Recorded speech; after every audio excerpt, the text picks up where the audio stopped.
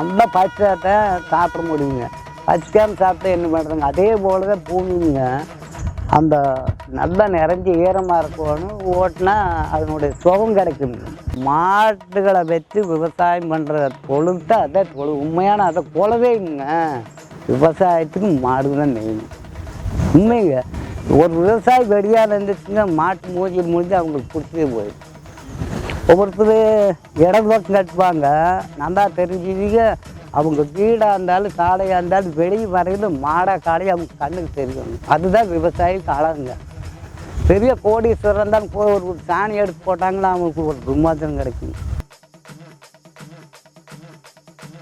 கொங்கு நாட்டு கால்நடை திருவிழா வரும் வெள்ளி, சனி, ஞாயிறு தினங்களில் பொள்ளாச்சி அருகில் உள்ள சமத்தூரில் நடைபெறுகிறது. வாருங்கள், நமது பசுமை கலாச்சாரத்தை மீட்டெடுப்போம். சமத்தூரில் சந்திப்போம்.